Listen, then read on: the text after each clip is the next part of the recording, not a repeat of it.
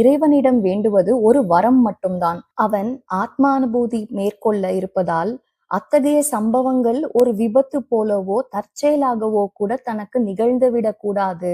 அவைகளிலிருந்து தன்னை பாதுகாத்துக் கொள்ளவும் இவ்வரத்தை முன்னெச்சரிக்கை நடவடிக்கையாகத்தான் வேண்டுகின்றான். இறை கிருபையுடன் அவன் நித்திய கண்காணிப்புடன் இருக்க வேண்டியது மிகவும் அவசியம். ஏனெனில் ஒரு சிறு கவனக்குறைவு ஏற்பட்டாலும் தவறிவிடும் அபாயம் எந்த சமயத்திலும் நேரிடக்கூடும். பல காலம் தனிமையிலிருந்து கடும் தவம் செய்த முனிவர்கள் கூட சிறு கவனக்குறைவாக இருந்தால் இக்காம உணர்வுகளுக்கு பலியாகி விட்டதை பற்றி புராண இதிகாசங்கள் கூறுகின்றன. எனவே ஒரு பொழுதும் இவ்விஷயத்தில் அசட்டையாக இருக்கக்கூடாது.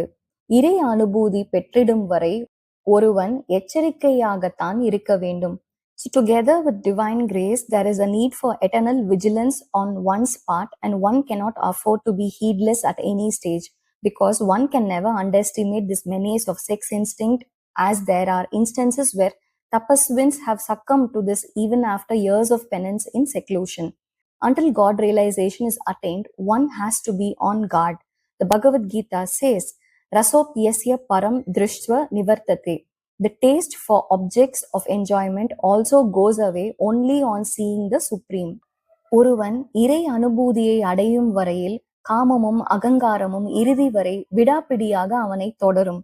ஒருவன் தன் வீடு வாசல்களை துறந்து ஏகாந்தத்தில் வாழ்வானாயின் மயக்கும் கன்னிகளின் வலையில் அவன் விழுந்து விடுவதற்கான சாத்திய கூறுகள் இருக்கத்தான் செய்கின்றது.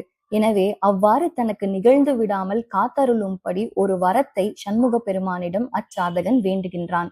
இது ஒரு நேரடியான மற்றும் எளிய பிரார்த்தனையாக அமைந்திருப்பது இதன் விசேஷம். இதுவரை நாம் பார்த்து வந்த செய்யுள்களில் பிரார்த்தனைகள் இச்செய்யுள்